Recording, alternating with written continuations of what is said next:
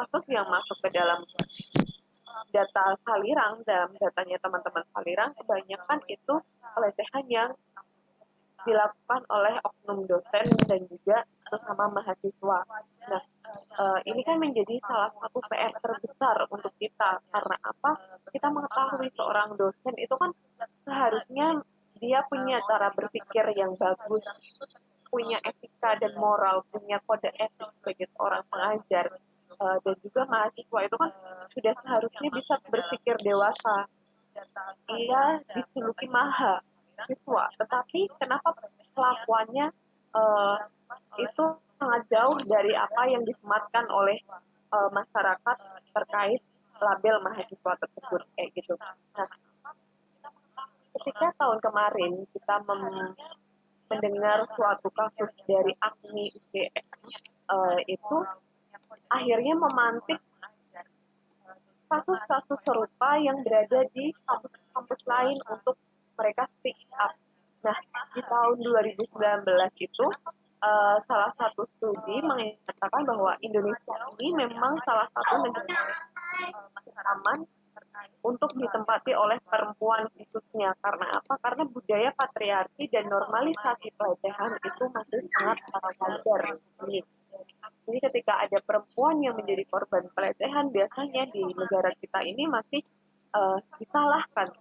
Biasanya yang kami temui ketika kami mendampingi korban-korban ini, ketika melapor ke pihak aparat penegak hukum, yang ditanya itu adalah selain kapan dan tempatnya adalah kamu pakai baju apa waktu itu, bajumu seperti apa, kenapa harus baju korban yang dipertanyakan, kenapa bukan otak pelaku yang disalahkan. Harusnya kan cara berpikirnya harusnya seperti itu, tetapi lagi-lagi korban itu selalu ditarik-tarik kesalahannya. Bahkan pernah salah satunya ketika kami mendampingi korban pemerkosaan, dalam BAP itu aparat penegak hukumnya bertanyanya sangat tidak make sense, kayak kamu waktu diperkosa menikmati atau tidak. Itu kan hal yang tidak seharusnya ditanyakan kepada korban. Yang namanya diperkosa masa ia menikmati seperti itu loh. Dan itu sangat melenceng jauh. Nah, dari data Komnas Perempuan pada tahun 2018 sendiri tercatat 406.178 kasus kekerasan terhadap perempuan. Hal ini tuh meningkat sekitar 14% dari tahun-tahun sebelumnya. Kemudian kemarin ketika saya menghadiri catatan tahunan Komnas,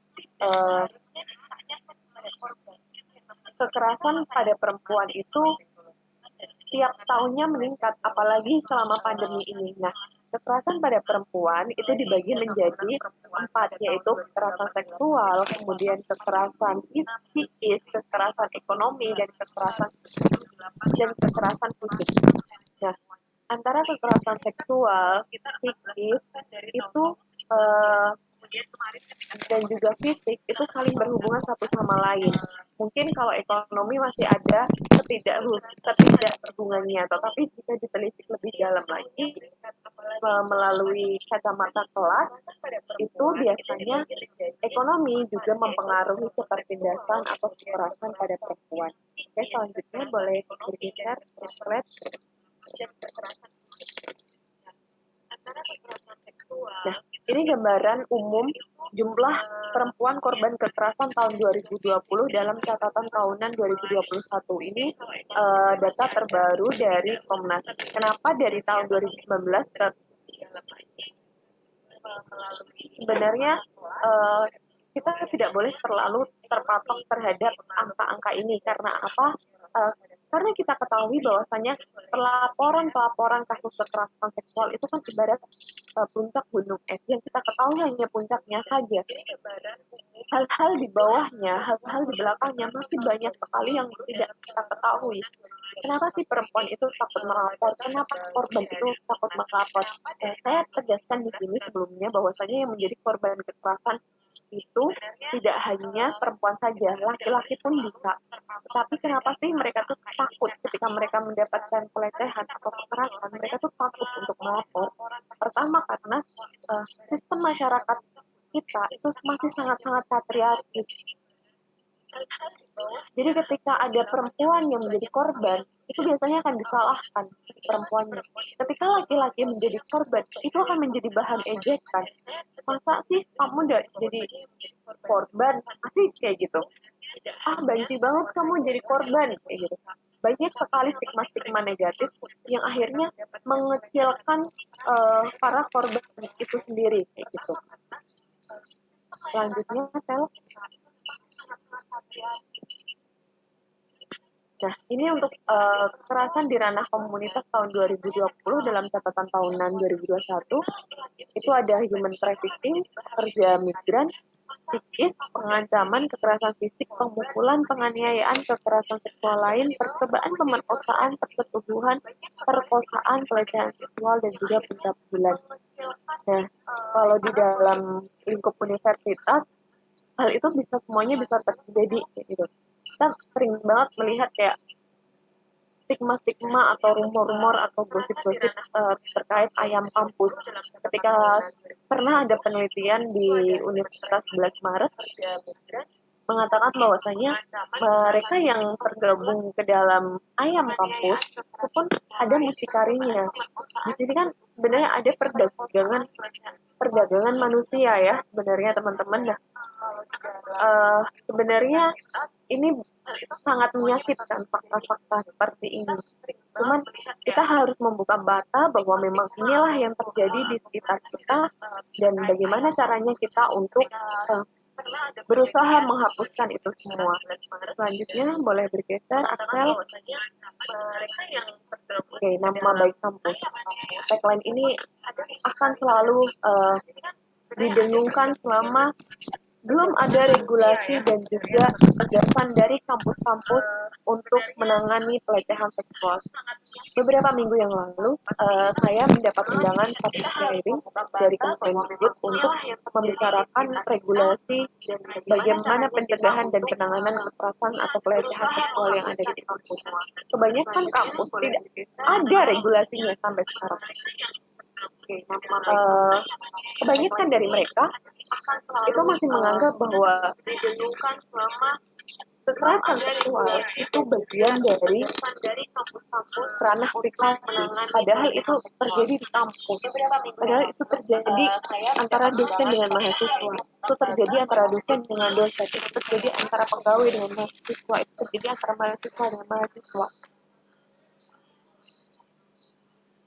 Nyala bahwa apapun yang terjadi di dalamnya itu harus mempunyai responsibility untuk menangani hal-hal seperti ini. Tapi nyatanya kemarin ketika kami melakukan public hearing bersama teman-teman, bahkan juga kemarin public hearing itu juga bertujuan untuk membuat regulasi dari Kemendikbud sendiri. Semoga dari public hearing kemarin kita menghasilkan suatu regulasi untuk bersama bahwa kekerasan dan pelecehan di dalam kampus itu harus ditangani secara serius. Selanjutnya, tingkat pendidikan korban pelaku pengaduan langsung ke Komnas Perempuan pada catatan tahunan 2018 tidak teridentifikasi, itu banyak hampir 600 lebih, kemudian perguruan tinggi itu mencapai angka 300, SMA mencapai angka 300, SMP mencapai kurang dari 100, dan SD kurang dari 100. Baik pelaku maupun korban itu tingkat pendidikannya malah tergolong tinggi. Padahal kita sering kali mendapatkan stigma atau pemikiran bahwa mereka yang melakukan pelecehan pasti orang-orang tidak berpendidikan. Enggak, ternyata faktanya berbeda. Orang-orang yang berpendidikan tinggi malah bisa melakukan pelecehan seksual, malah tidak menghargai sesamanya, baik laki-laki maupun perempuan. Seperti itu. Selanjutnya, kekerasan seksual adalah soal kekuasaan. Oke, kenapa saya mengambil ini? Ketika di dalam sebuah teori sosiologi ada yang namanya relasi kuasa, dan itu memang bisa kita jabarkan di dalam kasus-kasus kekerasan seksual ini. biasanya relasi kuasa itu terjadi antara yang mempunyai tingkatan lebih tinggi ke tingkatan yang lebih rendah. Contohnya, dosen dengan mahasiswa, relasi kuasa pacar laki-laki dengan dengan perempuan, kemudian relasi pegawai dengan mahasiswa itu kan ada tingkatan hierarkinya. Kemudian mengapa soal kekuasaan? Kekerasan seksual bukan persoalan rendahnya pemahaman agama, bukan soal cara berpakaian dan bukan soal mengelola hasrat seksual, tapi soal kekuasaan. Yang pertama adalah tidak adanya konsensus atau persetujuan. Yang kedua adalah ada unsur paksaan, coercion. Kemudian yang ketiga adalah adanya hubungan hierarkis antara pelaku dan korban. Dan yang keempat adalah adanya struktur sosial yang dibangun atas dasar dominasi jenis kelamin tertentu. Kita sadar kita masih hidup di masyarakat yang patriarkis, dominasi atas salah satu jenis kelamin tertentu itu masih ada, contohnya laki-laki, bukan contohnya, faktanya adalah laki-laki yang selalu diagungkan, yang menyebabkan adanya nilai-nilai yang dianggap lebih yang dimiliki oleh laki-laki ketimbang perempuan, sehingga ketika masyarakat menganggap bahwa laki-laki memiliki nilai lebih terhadap perempuan, struktur sosialnya itu yang akhirnya membangun adanya pelecehan atau kekerasan terhadap korban seperti itu. Selanjutnya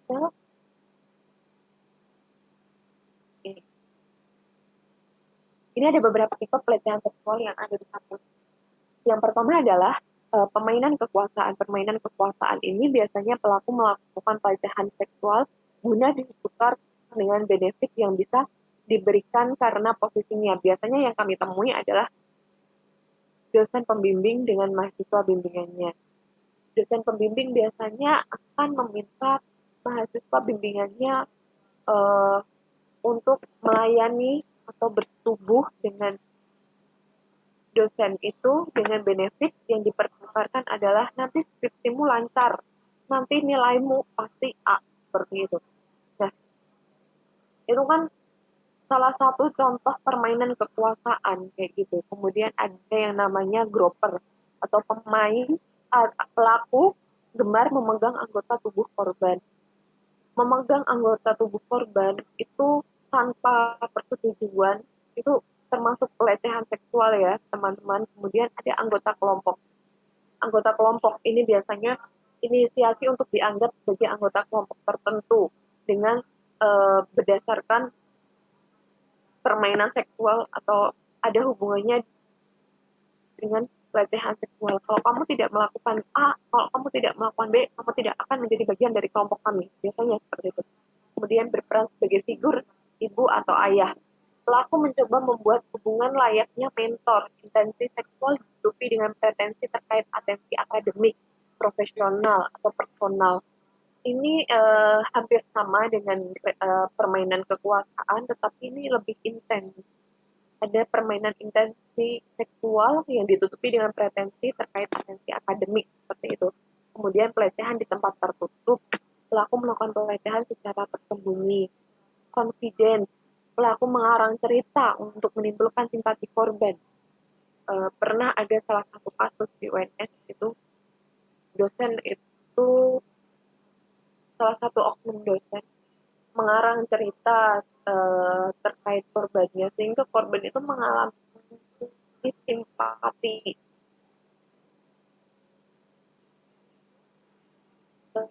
cerita mengenai masalah rumahnya yang namanya grooming atau pemupukan atau ketidik korban ini memiliki simpati atas cerita-cerita. Jadi kita sudah memiliki simpati, si pelaku ini punya celah yang lebih banyak untuk memanipulasi korban tersebut. Kemudian ada yang namanya oportunis, pelaku mencari kesempatan untuk melakukan pelecehan. Yang selanjutnya adalah inkompeten, yaitu pelaku ingin dapat perhatian dari seseorang tapi ditolak dan balas dendam dengan melecehkan. Biasanya ini kalau di dalam kekerasan gender berbasis online, kita biasa menyebutnya revenge porn atau balas dendam dengan menyebarkan konten-konten non konsensual, misalnya foto-foto yang diedit, naked. Nah, itu biasanya diancam kepada korban, kalau kamu nggak nerima aku nih saat ini, kalau kamu nggak nerima aku, kalau kamu nggak menghargai aku bisa sebarin foto kamu.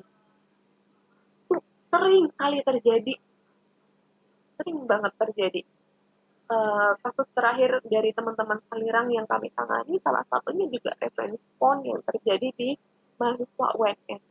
Meskipun itu mahasiswa sama mahasiswa, tetapi kami sangat menyayangkan sekali itu terjadi dan kami mendampingi kasus tersebut hingga tuntas. Karena apa?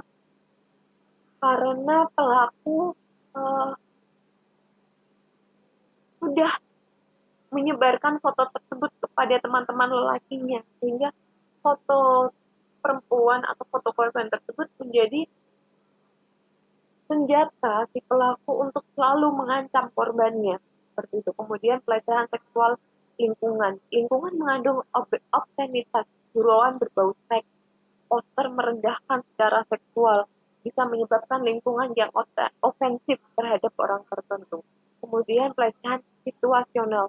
Pelaku memanfaatkan situasi korban yang tengah dalam kemalangan. Biasanya korban mengalami kesedihan atau korban sedang tidak sadar, sedang mabuk. Itu tetap yang namanya pelecehan kan harusnya tidak ada persetujuan meskipun dia mabuk gitu. Orang nggak sadar kok disetubuhi, yaitu pelecehan, itu pelecehan situasional. Kemudian the gallant, yaitu pelaku melontarkan komentar pujian berlebihan hingga korban merasa malu. Ada kalanya ketika kita mendapatkan pujian, itu kita bisa kok membedakan mana yang sebenar-benarnya pujian dan mana yang pujian itu untuk membuat kita malu, merasa rendah diri pada akhirnya. Kemudian pelaku memaksa dan tak mau menerima penolakan. Yang terakhir adalah intellectual seducer. Pelaku memanfaatkan pengetahuan dan kemampuan untuk mencari tahu kebiasaan atau pengalaman korban sehingga dia mendapatkan celah-celah di mana pelaku bisa untuk melecehkan korban. Bisa selanjutnya, Sel. Nah, ini saya ambil dari Tirto. Kekerasan seksual di lingkungan pendidikan itu bisa berupa kekerasan seksual kategori tindak pidana atau kejahatan di lingkungan pendidikan. Yang pertama adalah perkosaan atau percobaan pemerkosaan. Yang kedua adalah intimidasi atau serangan bernuansa seksual. Yang ketiga adalah eksploitasi seksual. Yang keempat penyiksaan seksual. Yang kelima pemaksaan aborsi. Yang keenam pemaksaan pernikahan. Yang ketujuh adalah perdagangan perempuan demi tujuan seksual. Dan yang ke-8 adalah kontrol atau represi terhadap cara perempuan berpakaian. Cara orang mengkontrol perempuan untuk berpakaian, memaksa perempuan untuk berpakaian, itu salah satunya masuk ke dalam pelecehan. Misalnya, misalnya si perempuan ini tidak mau menggunakan baju terbuka, tetapi terus-menerus dipaksa atau dikontrol agar mengenakan baju yang terbuka. Itu pelecehan. Pun sebaliknya. Kemudian eksploitasi seksual. Biasanya ini ditemukan oleh oknum dosen memaksa mahasiswanya melayani nafsu seksual dengan imbalan nilai yang bagus, dengan imbalan skripsi yang lancar, dengan imbalan skripsi yang dikerjakan oleh dosen. Jadi si mahasiswa tidak mengerjakan skripsi, tiba-tiba lulus, seperti itu. Kemudian pemaksaan pernikahan, menikahkan korban dan korban korban perkosaan dengan pelakunya. Ini salah satu hal terkonyol, juga termengenaskan yang pernah saya temui adalah pemaksaan pernikahan antara korban perkosaan dengan pelakunya. Karena korban sudah mengalami trauma yang sangat berat, harus dinikahkan, setiap hari harus ketemu pelaku, setiap hari harus mendapatkan pelaku, yang ada malah terjadi marital rape, pemerkosaan di dalam hubungan pernikahan. Kemudian bisa selanjutnya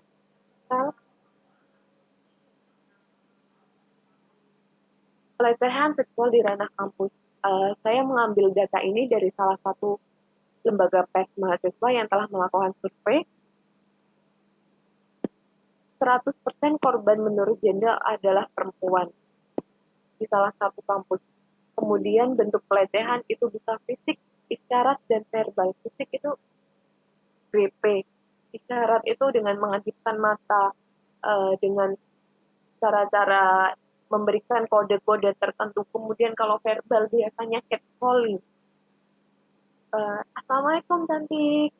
Kemudian mau pulangnya ditemenin nggak nih? Nah, biasanya hal-hal seperti itu juga termasuk dalam bentuk pelecehan, catcall. Kemudian ketersediaan melapor itu hanya 62%. Lainnya tidak mau melapor. Mohon maaf. Ketersediaan melapor itu 37,5% dan 62,5% itu tidak mau melapor. Kemudian hal ini terjadi karena anggapan hal-hal yang menyangkut pelecehan itu ada hal wajar, relasi kuasa pelaku yang kuat, dan lain sebagainya. Alasan tidak mau melapor itu pertama, stigma negatif dari lingkungan. Baik laki-laki maupun perempuan yang menjadi korban dan melapor, biasanya mereka tetap akan mendapat stigma dari lingkungannya. Perempuan misalnya, pasti akan dicap perempuan murahan, tidak bisa jaga diri, perempuan yang salah si korban, salah pakaian, biasanya seperti itu. Kemudian kalau laki-laki, masa kamu laki-laki dilecehin? Nggak laki dong namanya kalau kamu laki-laki dilecehin, biasanya seperti itu. Kemudian merasa malu. Itu dari stigma-stigma itu dia merasa malu. Pun biasanya mereka akan merasa malu atas dirinya sendiri. Mereka sebelum masyarakat itu menyalahkan mereka, korban itu pasti akan menyalahkan diri mereka sendiri. Kemudian kekurangan bukti untuk melapor dan juga trauma. Saat ini undang-undang yang mengatur kita, undang-undang untuk memberikan dukungan kepada korban untuk melapor ke aparat penegak hukum. Bukti itu kalau tidak salah, kalau mohon dikoreksi jika saya salah, korban itu harus menyertakan setidaknya 2 bukti ketika dia harus melapor. Nah, padahal yang namanya kasus seperti ini tidak semuanya bisa banyak buktinya. Paling mentok visum seperti itu kan. Beberapa kali saya mendampingi visum itu pun salah satu proses yang sangat-sangat menyakitkan untuk si korban. Kemudian juga adanya trauma. Mereka udah trauma mendapatkan pelecehan, ketika mereka harus melapor, mereka harus merecall ingatan-ingatan buruk itu, mereka harus mengingat semua memori-memori buruk yang terjadi, sehingga trauma itu udah ngeblok diri mereka untuk tidak mau melapor. Kemudian status pelaku, dosen, staf tenaga, pendidikan, mahasiswa, dan juga lainnya. Bisa selanjutnya, Tel. Oke. Kampus tuh harus ngapain sih? Yang pertama adalah membangun sistem layanan tempat aduan bagi korban atau penyintas dengan 3 prinsip dasar penjaminan. Perlindungan, kerahasiaan, dan juga kesetaraan. Tidak adanya diskriminasi. Siapapun bisa menjadi korban, baik laki-laki maupun perempuan. Kemudian kampus itu harus melindungi korban dan juga menjaga kerahasiaan. Jangan sampai nih korban udah melapor, malah kerahasiaannya tidak terjaga, akhirnya sebelum prosesnya dimulai, proses keadilan itu dimulai, rumor itu sudah ada, akhirnya ya apa, ya korban menjadi traumanya menjadi berlebih. Kemudian membuat regulasi penanganan kasus dan sanksi yang jelas bagi pelaku. Dari sekian universitas di Indonesia yang punya penanganan kasus dan sanksi yang jelas bagi pelaku, baru Universitas Indonesia kemarin mereka mempunyai SOP tersendiri. Ini sangat bagus karena akhirnya memantik teman-teman kampus lain untuk membuat SOP, kemudian membentuk tim investigasi independen dan imparsial, melibatkan seluruh elemen kampus. Biasanya mereka yang menjadi tim independensi adalah teman-teman yang sudah terbiasa melakukan investigasi dan juga tidak ada hubungan dengan pelaku maupun korban, sehingga tidak terjadi bias-bias di dalam melakukan investigasi. Kemudian menyediakan pendampingan bagi korban yang melapor, menyediakan jasa psikolog atau psikiater penanganan kesehatan fisik dan keamanan jika korban diancam. Karena biasanya korban ketika melapor itu pasti akan mendapatkan ancaman-ancaman seperti itu. Oke, bisa selanjutnya, Sal. Oke, sudah habis. Mungkin itu hanya memantik diskusi kita pada malam hari ini. Selebihnya saya kembalikan ke Axel sebagai pemimpin diskusi pada malam. Oke, terima kasih Mbak Lisa. Lumayan banyak ya tadi yang sudah di-share dari Mbak Lisa, mulai dari bagaimana struktur sosial kita ini yang patriarkis itu memang menyebabkan kecenderungan terjadinya kekerasan seksual dan penanganannya yang tidak maksimal, hingga data-data, tadi ada banyak data ya, bagaimana kekerasan seksual ini ternyata justru banyak terjadi di kalangan yang berpendidikan tinggi gitu ya. Tadi ada SMA dan perguruan tinggi malah paling tinggi gitu di bawah yang tidak diketahui. Kemudian um, ada tentang nama baik kampus, bagaimana nama baik kampus ini selalu menjadi sesuatu yang berusaha dilindungi sehingga kekerasan seksual ini tidak bisa benar-benar apa ya diurus ya mungkin ya. Kemudian tidak adanya regulasi atau sistem dalam penanganan kasus ini di kampus-kampus ya, dan masih banyak lagi tadi. Monggo teman-teman yang mau bertanya, sekarang kita masuk ke sesi tanya jawab. Silahkan bisa menuliskan nama dan asal instansi atau daerah di kolom komentar. Nanti saya persilakan untuk bertanya gitu. Mungkin untuk memulai pertanyaan pertama dari saya ya Mbak Lisa, nanti mungkin bisa langsung dijawab saja gitu sambil menunggu teman-teman yang lain bertanya. Kan salah satu problematika di kekerasan seksual di kampus ini kan supaya kasus ini bisa diurus gitu kan adalah dengan korban ini mau melapor gitu. Sementara kan tadi ada banyak ya alasan-alasan kenapa korban ini terus apa ya merasa berat gitu untuk melapor. Nah, yang mungkin pernah dilakukan Mbak Lisa dan teman-teman di Salirang supaya bisa mendorong atau menguatkan korban agar mau melapor itu apa sih? Atau mungkin misal ada teman kita sendiri yang menjadi korban gitu, dan supaya kita bisa menguatkan dia gitu, apa sih yang harus kita lakukan? Yang pertama adalah kita memberikan dukungan kepada korban bahwa dia tidak akan pernah sendiri menghadapi ini. Dia akan merasa aman ketika melapor. Kita memberikan jaminan kita akan terus mendampingi dan menemani dia dalam proses menuntut keadilan. Kemudian yang kedua adalah menjaga kerahasiaan dan identitas dia sebagai seorang korban dan juga menjamin keamanan dia ketika dia melapor. Itulah sebenarnya gunanya adanya komunitas atau pengada layanan yang ada di kampus-kampus. Karena apa? Karena mereka korban melapor sendiri itu sangat berat, bahkan bisa dikatakan mustahil. Karena apa? Karena mereka punya ketakutan, tidak ada jaminan keamanan. Kemudian gimana ya kalau identitasku kebongkar, kalau aku udah jadi korban pasti akan banyak sekali stigma-stigma yang menempel ke diri aku setelah ini. Nah, inilah gunanya kita untuk menjaga keamanan dia, untuk menjaga kerahasiaan identitas dia. Itu salah satu yang pernah kita lakukan. Jadi sebenarnya Salirang ini juga bekerja sama dengan salah satu NGO yang ada di Solo, yaitu Spektrum.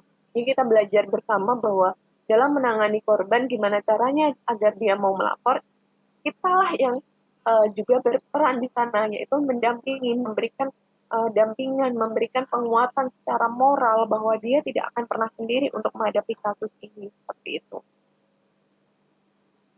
Gitu mungkin ya, Sel. Ya, oke, terima kasih Mbak Lisa. Mungkin teman-teman ada yang mau bertanya.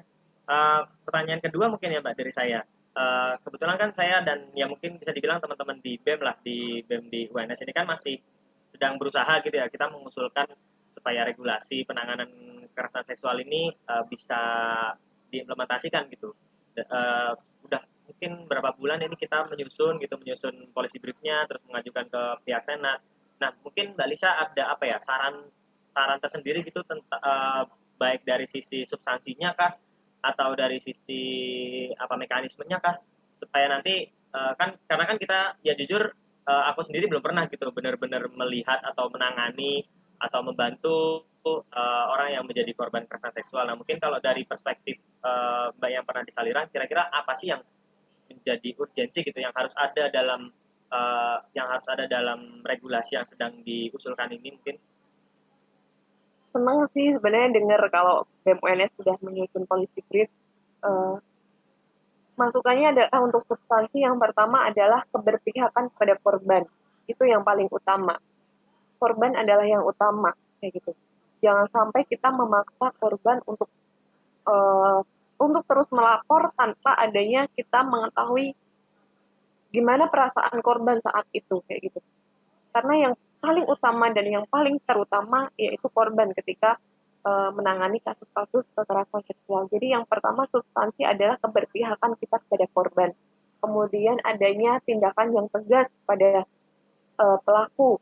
Baik pelaku itu adalah oknum dosen, mahasiswa, pegawai biasa, pegawai staf biasa, ataupun warga yang berada di dalam lingkup UNS. Karena ini kita berbicara soal BEM UNS yang sedang menyusun policy brief gitu ya. Kemudian itu untuk dari segi substansi ya, Sel. Kalau dari segi yang lain, yang namanya kekerasan seksual, yang namanya pelecehan seksual itu adalah masalah dan musuh kita bersama.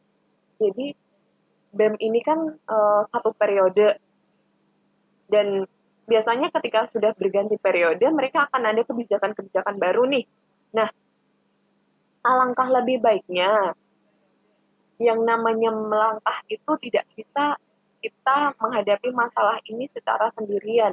Butuh uh, butuh gandengan bersama atau butuh jalan bersama elemen-elemen yang lain, bisa dilibatkan BEM fakultas, himpunan, kemudian UKM di UNS itu salah satu yang menurut saya sangat meresahkan pelecehan yang terjadi ya.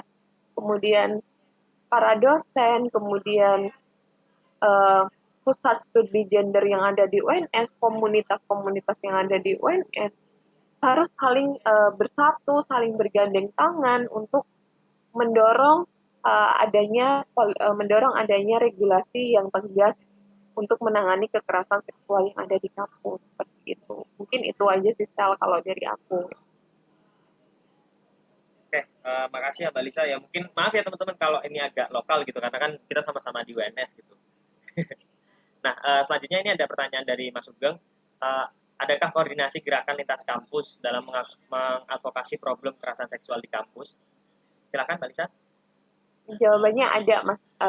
Kita biasanya ada grup sendiri, grup se-Indonesia itu, kampus-kampus Indonesia biasanya diisi sama teman-teman komunitas. Nggak tahu kenapa teman-teman BEM itu malah kita nggak ada kayak gitu, karena kita berpikir bahwa BEM itu biasanya satu periode selesai ya udah selesai, toker ya udah tinggal kayak gitu, ganti periode ganti toker gitu. Nah, uh, biasanya nih kayak salah satu koordinasi itu biasanya Salirang, kemudian Sri Kandi yang ada di UII, yang ada di UNY, yang ada di UGM, kemudian teman-teman Hophes di Unpad, di Unpar, kemudian teman-teman yang ada di UI, itu kita biasanya saling sharing. Misalnya di UNS ada kasus seperti ini yang bisa diadvokasi.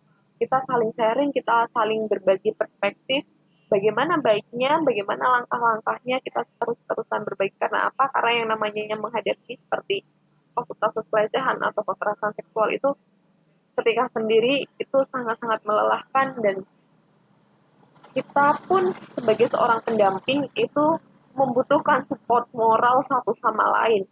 Mendengarkan itu membutuhkan suatu teknik yang sangat menurut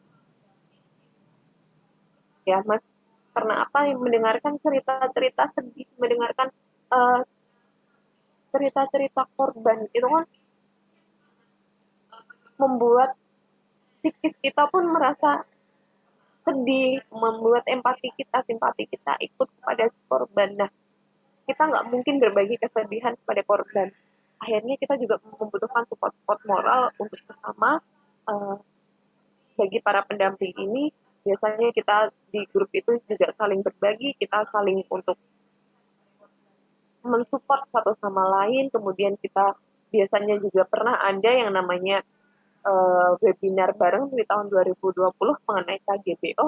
Itu adalah lintas advokasi di kampus-kampus. Kita melakukan agenda-agenda bareng, pencerdasan-pencerdasannya hampir satu sama lain itu hampir berbarengan. Jadi kita tuh ketika membuat konten-konten di media sosial, kita satu sama lain itu saling supply, kayak istilahnya seperti itu. Kita saling mengedukasi bareng, kita saling belajar bareng, kayak gitu. Mungkin itu jawaban dari saya. Apabila ada tanggapan dan pertanyaan lain, sangat diperbolehkan.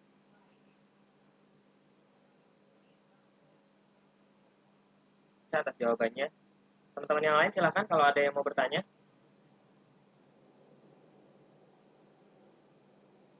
Oh iya, Karen Savitri, silakan. Mas atau Mbak ya? Mbak ya sepertinya ya. Iya, Mbak. Ya, silakan Mbak. Kalau mau on cam juga enggak apa-apa, boleh.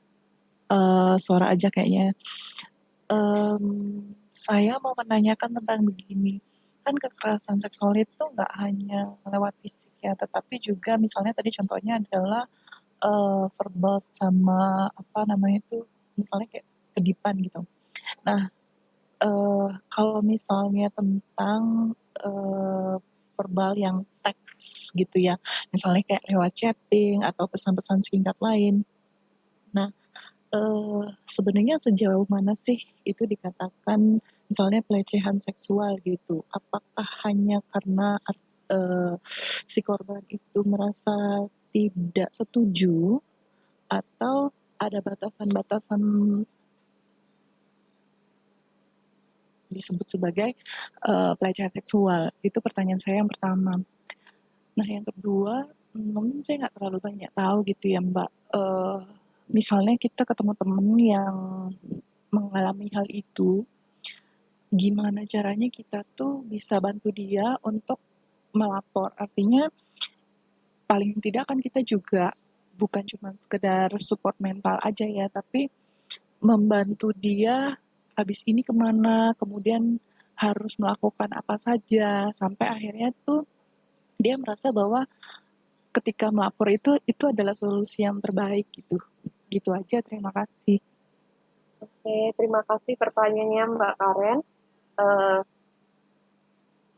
yang pertama, saya langsung menjawab yang pertama. Sejauh mana sih batasan itu dikatakan pelecehan ketika itu menjadi yang itu terjadi ketika chat atau lewat media sosial. Betul, yang pertama adalah ketika si korban sudah merasa tidak nyaman, itu bisa terjadi pelecehan, itu bisa dikategorikan pelecehan seksual. Kemudian yang kedua adalah apabila sudah berusaha merendahkan si korban dengan nuansa-nuansa seksual, seperti itu. Jujur, saya sendiri, saya pernah menjadi korban yang namanya chat seksual oleh salah satu oknum dosen di UNS yang akhirnya itu mendorong saya untuk membuat sebuah komunitas terkait penyintas karena saya tahu rasanya melapor kemudian berjuang sendirian itu tidak enak. Akhirnya saya ini, jadi sejak awal dosen tersebut memberikan chat kepada saya terkait diskusi, awalnya terkait diskusi biasa. Dosen tersebut itu bukan dari prodi saya sebenarnya. Dia bahkan beda fakultas dengan saya.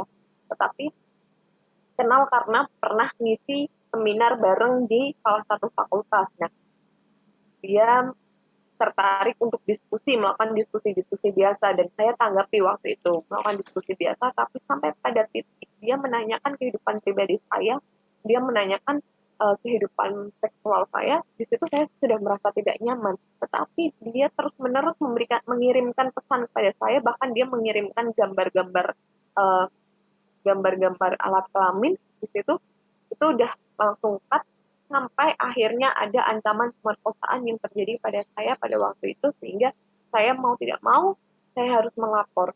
Bodohnya saya, bukan bodoh, lugunya, polosnya saya, kurangnya pengetahuan saya waktu itu. Saya adalah orang yang nekat melapor gitu. Padahal saya waktu itu adalah mahasiswa biasa dan beliau adalah seorang dosen. Jadi ketika saya melapor, ya nggak ada juntrungannya, nggak ada tindakan tegas dari pihak terkait kayak gitu. Padahal itu udah jelas ada bukti-buktinya, chat-chat tersebut sudah dari awal sudah merendahkan saya, kemudian saya sudah bilang saya tidak nyaman. Ketika si korban itu sudah tidak nyaman, itu sudah termasuk indikasi pelecehan.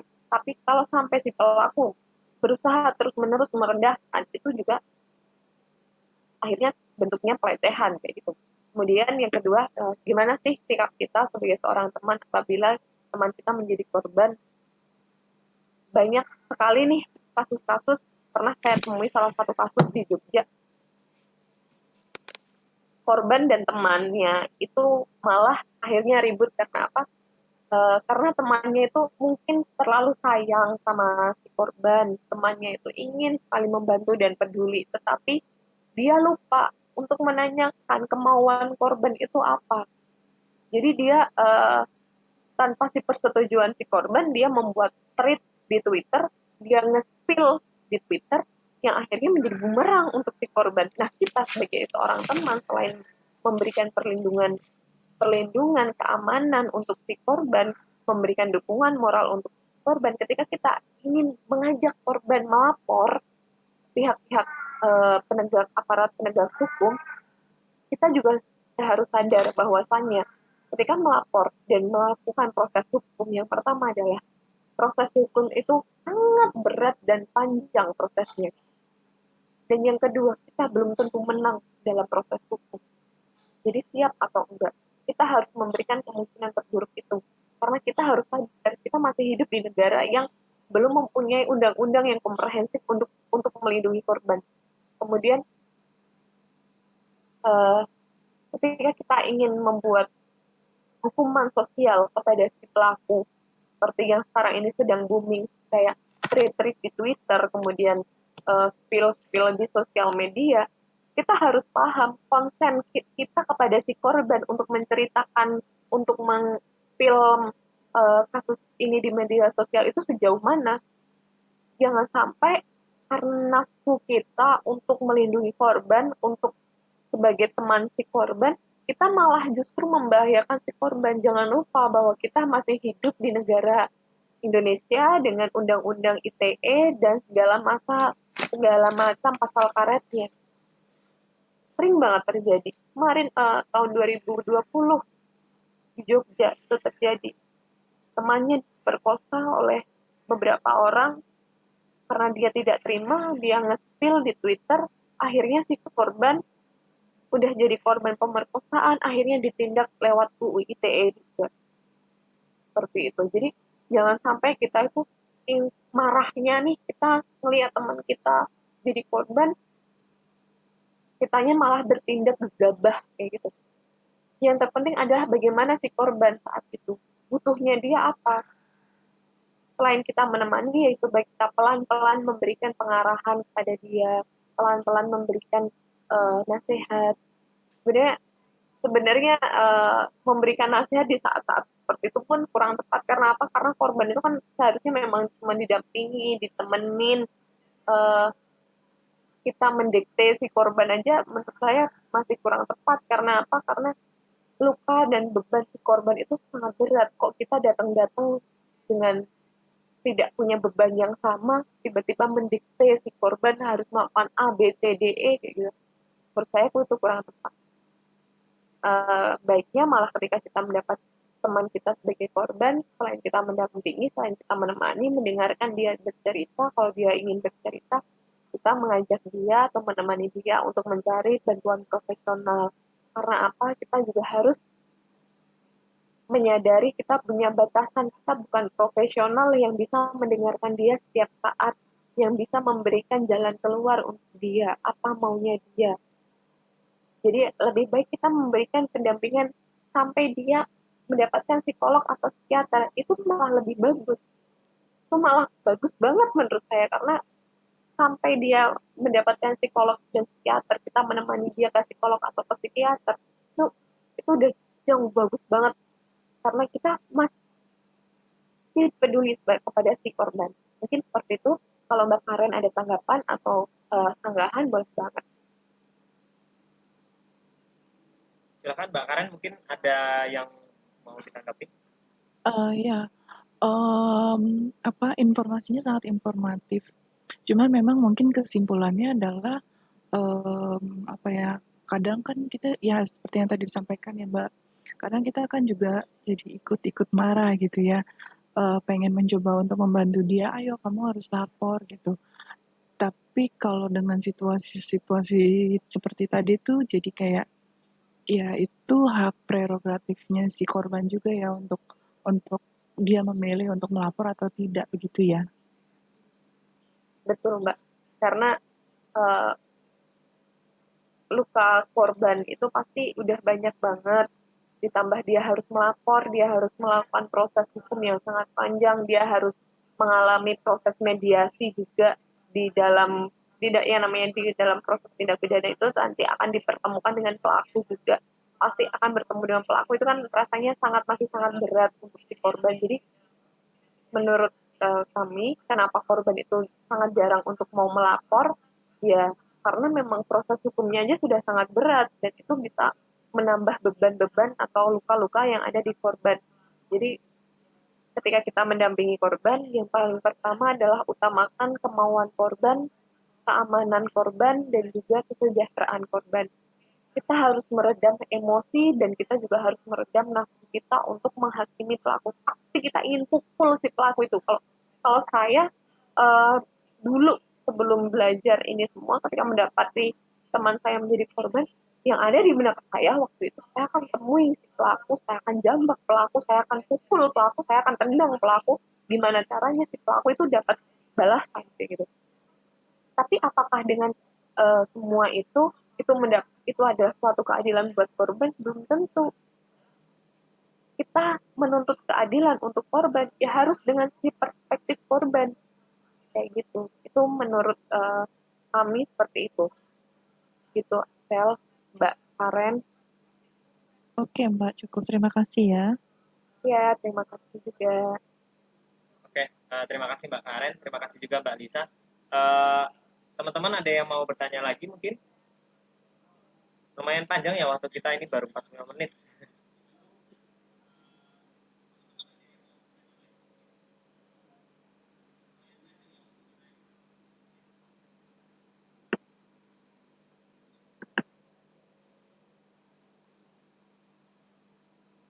Sepertinya tidak ada ya. Coba kita tunggu 1 menit nih.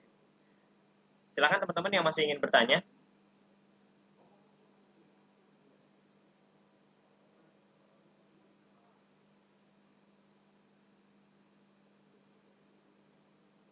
Oke, ya sepertinya tidak ada ya. Mungkin habis ini kita tutup aja, tidak apa-apa ya Mbak Lisa ya? Ya, tidak apa-apa, Sel. Oke, ya mungkin saya tarik kesimpulan dulu ya. Jadi dari pemaparan Mbak Lisa tadi dari awal, oh Mau nanya. gimana Mas Sugeng? Oh iya, silakan Oke, Mas Sugeng. Ya, pakaian aja ya, suara ya. ya silakan Mas, silakan. Oke, makasih Mas Axel, Mbak Lisa. Mau nanya, kalau problem kampus itu biasanya seperti apa ya untuk apa penanganan kasus kayak gini? Maksudnya kan sudah ada gerakan inilah, koordinasi lah. Kalau tadi lintas kampus untuk teman-teman yang mengadvokasi itu. Nah, problem di kampus-kampus itu sebenarnya apa ininya? Kesulitan kalau mereka ada kasus itu kok kayaknya agak susah penanganannya. Sebenarnya problem di kampus apa? Walaupun tadi mungkin ya beberapa sempat dijabarkan itu, tapi eh, apa soal nama baik macam-macam itu. Tapi pada saat itu sudah ada advokasinya macam-macam itu, lalu beberapa tadi sudah ada contoh, misalkan ada misalkan di UI tadi ada semacam SOP atau apa itu aturan atau apa itu. Saya sempat dengar UGM juga sempat membahas, finalisasinya nggak tahu, dengar-dengar katanya udah jadi itu, tapi seperti apa juga belum tahu. Nah, kampus-kampus lainnya saya nggak tahu seperti apa. Nah, dalam proses advokasi itu sebenarnya problem kampus sendiri itu kok sepertinya agak susah gitu. Itu sebenarnya gimana pengalaman selama mengadvokasi dan sharing antar teman-teman di jaringan lintas kampusnya. Terima kasih. Ya, terima kasih pertanyaannya Mas Sugeng. Ini sekedar sharing saja ya. Benar bahwa nama baik kampus itu menjadi raksasa monster yang paling banyak kita hadapi. Padahal ketika memang apabila kampus itu benar-benar ingin menjaga nama baik, seharusnya mereka terbuka terhadap kasus-kasus seperti ini dan menanganinya secara serius, kan malah menutup-nutupinya. Biasanya dari jajaran pihak kampus tidak mau bahwa kampus masuk berita, masuk koran-koran dengan headline di kampus ini terjadi pelecehan antara dosen dengan mahasiswa, di kampus ini terjadi pelecehan antara mahasiswa dengan mahasiswa. Mereka tidak mau itu semua terjadi, sehingga kita tidak boleh menyuarakannya itu lebih jauh lagi. Dan biasanya juga ada semacam teror, ancaman, itu udah biasa banget terjadi. Pernah kok kami mengalami habis beberapa hari setelah melapor, kosan kami itu ada paket-paket misterius kayak gitu. Kemudian kalau UI dan UI itu udah ada SOP-nya, sudah diresmikan oleh kampus. Kalau UGM meskipun sudah diresmikan, tetapi banyak sekali finalisasi dari draftnya itu yang diubah tidak sepengetahuan dari mereka yang mengusulkan. Jadi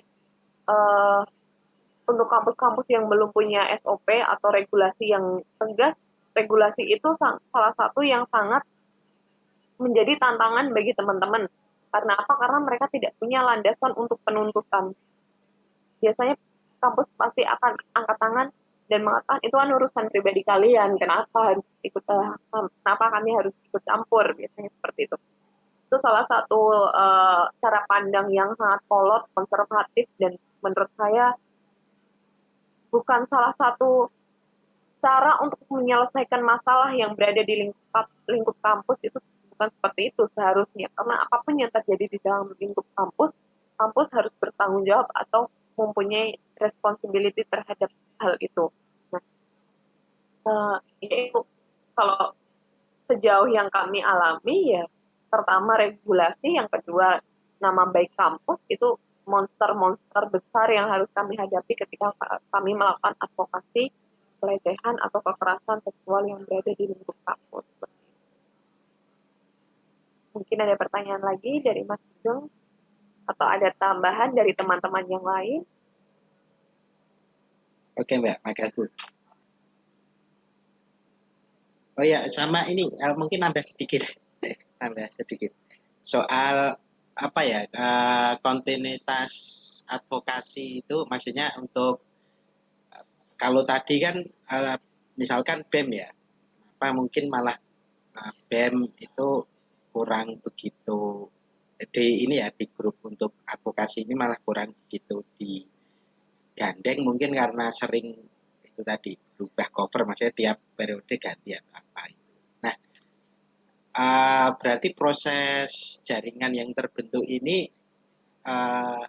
formatnya gimana Mbak? Apa ada nggak juga regenerasinya? Maksudnya kadang kan mungkin sudah lulus, lalu oh ini nanti butuh nih, jangan-jangan kalau nanti nggak ada gerakan advokasi internal yang masih aktif di teman-teman mahasiswa, nanti kerepotan juga misalkan, atau seperti apa? Maksudnya untuk agar gerak-gerak advokasinya itu selalu hidup gitu loh. Apakah menggandeng BEM itu walaupun sering gonta-ganti itu apakah tidak strategis? Kalau misalkan strategis seperti apa? Apakah ini mestinya harus siapapun, istilahnya cover BEM itu siapapun ya, dia ini menjadi isu yang harus diusung atau diperjuangkan siapapun warna BEM itu sendiri misalkan ya, atau seperti apa? Mungkin ini menjadi menarik karena perjuangan-perjuangan di internal kampus itu kan sebenarnya menjadi menarik kalau memang itu teman-teman entah UKM dan BEM itu syukur-syukur malah terlibat semua itu misalkan. Makasih Mbak. Terima kasih pertanyaannya Mas Sugeng. Memang benar apabila semua elemen itu saling bergandeng tangan untuk menyelesaikan masalah ini, langkah kami pasti akan lebih ringan, langkah kami pasti akan lebih kuat untuk menghadapi itu semua. Nah, namun nyatanya biasanya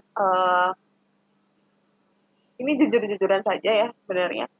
Biasanya teman-teman dari teman-teman advokasi itu kan juga menyuarakan adanya disahkannya RUU PKS yang sejak tahun 2016 itu menjadi desakan dari teman-teman semua untuk disahkannya. Nah, beberapa teman-teman lembaga dari BEM itu kan tidak sepakat dengan RUU PKS seperti itu. Jadi ada benturan perjuangan atau benturan nilai yang akhirnya itu menghambat proses regenerasi, dan juga kan kenapa BEM-BEM itu tidak bisa jarang sekali kita gandeng karena salah satunya satu periode selesai mereka ganti orang, mereka ganti broker, mereka ganti pemikiran. Akhirnya itu hanya akan menghambat jalannya proses regenerasi. Nah, kalau dari teman-teman UNS sendiri biasanya dari teman-teman yang di UNS, di Unpar, Unpar itu salah satu yang bagus banget. Unpad itu salah satu yang bagus banget dalam regenerasi, yaitu dengan mengadakan edukasi bersama. Nah, itu kita adopsi juga yang berada di lingkup kampus kita di UNS. Kita mengadakan edukasi, salah satunya diskusi bersama, kemudian bedah film, kemudian review film, kemudian bedah buku bersama. Nah, ketika diskusi-diskusi itu berlangsung, kita mengenalkan apa itu komunitas kita, dan akhirnya lama-kelamaan kita melakukan regenerasi, karena kita tuh kan prokernya cuma dua, advokasi dan juga edukasi nih. Jadi mau ganti orang pun prokernya masih akan sama, nilai yang diperjuangkan masih akan sama, sehingga regenerasi itu masih mudah untuk dilakukan. Seperti itu. Mungkin seperti itu jawaban dari saya. Apabila ada pertanyaan atau sanggahan, sangat diperbolehkan. Ada tambahan dari teman-teman juga sangat diperbolehkan.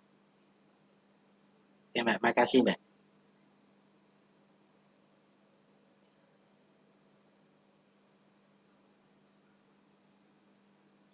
Oke, terima kasih ya Mas Ung tadi pertanyaan dan tanggapannya. Saya rasa sangat menarik.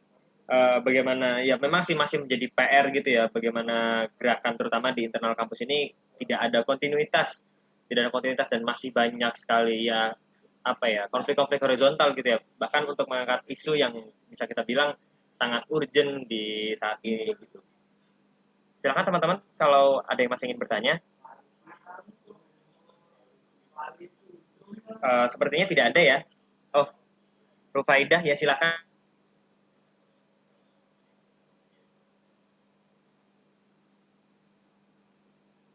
Halo, suara aku masuk nggak?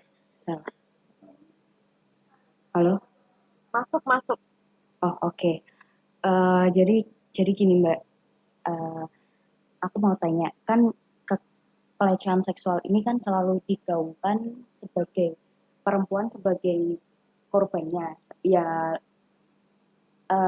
yang lebih banyak yang menjadi korban adalah perempuan. Nah, padahal pada kenyataannya pun lelaki juga tidak ada apa ya, bisa aja lelaki itu bisa menjadi korban juga. Nah, tapi situasi yang ada itu orang-orang nggak menyadari bahwa itu juga termasuk bagian dari pelecehan seksual, karena stigma masyarakat itu terutama orang-orang zaman sekarang ya, pelecehan itu dilakukan kalau dia yang apa ya, yang melakukan itu laki-laki ke perempuan kayak gitu. Nah, menurut Mbak Lisa sendiri gimana sih biar orang-orang ini juga paham bahwasannya pelecehan seksual ini nggak cuma terjadi di perempuan aja, tapi di laki-laki juga dilecehkan. Kayak kalau pas lihat orang ganteng gitu, kadang ada yang bilang, rahimku anget atau kayak gimana gitu. Terus itu yang pertama. Terus yang kedua, ini Mbak, kan saya juga magang di salah satu LSM yang menangani kekerasan juga. Nah, itu di situ banyak juga korban-korban kekerasan berbasis gender online yang dia tuh sudah melaporkan, tapi diancam sama si pelakunya ini. Nah, sebenarnya dia nggak cuma mendapat ancaman dari pelakunya doang, tapi dia juga mendapat tahanan dari orang tuanya untuk tidak melaporkan. Nah, padahal di satu sisi korban ini butuh untuk dituntun biar dia merasa terlindungi gitu. Nah, menurut Mbak Lisa sendiri sebagai ini seorang teman ya, kalau seorang teman, posisi saya seorang teman untuk melindungi dia biar orang tuanya itu juga paham situasinya dia itu kayak gimana sih, gitu sih Mbak Lisa. Makasih. Terima kasih Rufaida. Tadi pertanyaannya yang pertama itu soal apa tadi? Mohon maaf, bisa diulangin Sel? Bisa dirangkum tadi Sel pertanyaan dari Mbak Rufaida? Ya, kurang lebih bagaimana supaya orang-orang ini paham kalau ya korban kekerasan seksual itu ya nggak cuma dari perempuan gitu. Ya, ya. Dimulai dari kita. Teman-teman ingat nggak waktu ada pertandingan bulu tangkis, kemudian banyak perempuan-perempuan yang melecehkan si pemain bulu tangkis dengan ya ampun rahimku anget, kemudian ya ampun dengan membanjiri kolom komentar yang berbau seksual. Bayangkan jika itu terjadi, korbannya adalah perempuan, bagaimana rasanya? Wah badanmu bagus, wah payudaramu bagus, wah ini aduh jenis alat kelaminku kemudian menjadi tegang, gimana rasanya? Nah, cara dari kita adalah kita sadar bahwa itu adalah pelecehan. Kita menyadarkan teman-teman di sekitar kita terlebih dahulu bahwa itu pelecehan, dan laki-laki menjadi korban itu sangat mungkin terjadi kayak gitu. Biasanya juga saya sering banget menemui fans-fans dari K-pop itu sangat melakukan pelecehannya itu kayak melakukan imajinasi di Twitter, kemudian di sosial media. Nah, seperti itu juga lebih baik, alangkah baiknya ditegur, diingatkan bahwasanya hal-hal tersebut juga termasuk dalam pelecehan seksual seperti itu. Kemudian yang kedua adalah gimana kalau misalnya sudah melapor tapi dilaporkan balik oleh si pelaku. Nah, ini kan menjadi salah satu strategi kita dalam mengadvokasi hal-hal buruk apa yang akan kita hadapi. Salah satunya serangan balik. Nah, biasanya serangan balik itu biasanya apa sih? Pasti pelaku itu paling pakainya adalah kalau nggak pencemaran nama baik, ya UU ITE kayak gitu. Nah, harusnya kita kalau misalnya UU ITE kita menggandeng teman-teman dari SafeNet. Biasanya kita seperti itu. Teman-teman dari SafeNet itu biasanya mau untuk melakukan ikut mendampingi ketika si korban dilaporkan balik dengan ancaman UU ITE. Kemudian kalau misalnya pencemaran nama baik, ya udah kan kita punya bukti kayak gitu loh. Sebelum kita melapor memang kita udah harus siap membuktikan kayak. Kita harus punya bukti untuk saat ini ya, meskipun seharusnya yang namanya kekerasan seksual itu adalah pembuktian terbalik kayak gitu. Cuman kita harus benar-benar siap untuk membuktikan bahwa kita itu benar, bahwa kita itu tidak salah. Nah, ya ketika si pelaku tuh ngomong, saya laporkan karena pencemaran nama baik loh, ya silakan loh, kita juga punya bukti. Harusnya malah kalau kamu dilaporkan dalam kasus kekerasan seksual, kamu itu membuktikan, melakukan pembuktian terbalik bahwa kamu tidak tidak melakukan itu kayak gitu. Biasanya seperti itu, Mbak. Mungkin ada tanggapan atau pertanyaan lain, sangat diperbolehkan. Terima kasih Mbak Lisa. Oke, terima kasih ya Mbak Rufaidah. Ini tadi ada Mbak Aulia ya, tadi sempat mengangkat tangan. Silakan Mbak.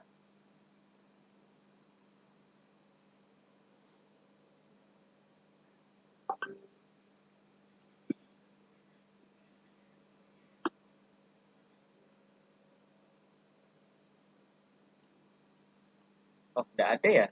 Tadi kayaknya ada Mbak Aulia Nur itu. Iya. Oh, keluar sepertinya, terputus mungkin sambungannya. Teman-teman yang lain mungkin ada yang mau bertanya lagi?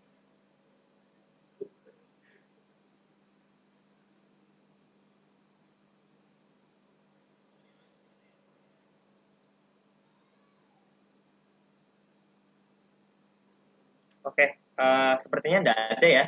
Tapi lumayan menarik, jadi lumayan banyak ternyata pertanyaan-pertanyaan yang masuk, dari teman-teman, ya mulai dari bagaimana kita mengganti istilahnya perspektif masyarakat gitu tentang korban kekerasan seksual, sampai bagaimana cara kita bisa, apa ya, mungkin, memproses, kasus kekerasan seksual secara proper gitu mungkin. Ya mungkin ini aku rangkum dulu ya, sambil menunggu kalau teman-teman ada yang mau bertanya lagi silahkan. Jadi dari awal tadi, Mbak Lisa ini sudah menjelaskan ya lumayan banyak ya dari banyak data-data juga bagaimana kekerasan seksual di kampus ini masih menjadi problematika yang sering tidak teratasi gitu dengan baik atau dengan maksimal di tingkat universitas. Nah, alasannya ada dua yang paling utama. Yang pertama adalah nama baik kampus, bagaimana kampus ini selalu terkesan menjaga nama baiknya, dan tidak ingin apa ya tidak ingin sampai ada berita-berita tentang kekerasan seksual pelecehan seksual di kampus tertentu gitu. Dan yang kedua, tidak ada regulasi dan mekanisme penanganan pelecehan seksual baik dari sisi korban maupun pemberian saksi kepada pelaku, yang sekali lagi ini membuktikan bagaimana kampus ini masih memiliki nalar yang pincang ya, mungkin kalau meminjam kata-kata teman-teman UGM, bagaimana mungkin nalar kampus ini masih pincang dalam mengatasi kasus-kasus kekerasan seksual yang ada di lingkungan mereka. Nah, untuk cara atau ya mungkin cara yang paling tepat bagi kampus dalam menghadapi atau mengatasi kekerasan seksual ini tadi ada beberapa. Yang pertama, membuat fasilitas layanan aduan bagi korban atau penyintas kekerasan seksual. Kemudian yang kedua, membuat regulasi untuk menangani kasus dan pemberian saksi. Kemudian yang ketiga, membuat tim investigasi yang imparsial dan independen. Kemudian yang keempat, adanya pendampingan pada korban dari ahli seperti psikolog dan psikiater. Nah, untuk dari sisi mahasiswa sendiri, karena ya saya rasa banyak juga teman-teman yang mahasiswa di sini ya, salah satu poin yang yang cukup penting adalah bagaimana gerakan atau upaya mengadvokasi korban-korban kekerasan seksual, upaya mengusulkan regulasi di kampus ini bisa menjadi satu gerakan yang kontinu atau ada kontinuitas gerakan dalam hal ini. Ya mungkin itu tadi ya sedikit banyak yang disampaikan oleh Mbak Lisa. Sebelum ditutup mungkin Mbak Lisa ada sedikit closing statement, silakan. Terima kasih sebelumnya karena telah mengajakku untuk belajar bareng malam hari ini mengenai kasus kekerasan seksual yang ada di kampus, bahwa kekerasan seksual itu dekat dengan kita, bahwa kekerasan seksual itu bisa terjadi oleh siapa saja. Maka kita yang sudah mulai belajar sedikit demi sedikit, ayo berani untuk menggandeng teman-teman kita, ayo berani untuk melawan, ayo berani untuk melindungi sesama. Mungkin itu aja. Terima kasih. Terima kasih Mbak Lisa. Sebelum kita tutup mungkin kita ada dokumentasi dulu ya. Silakan teman-teman yang bisa on cam, bisa yang menghidupkan kameranya.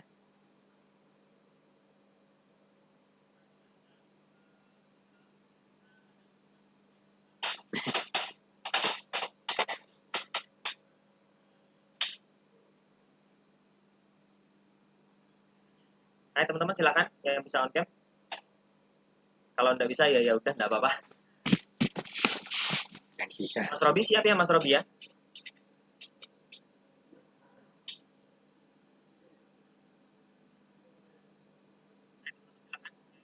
Halo Mas Robi.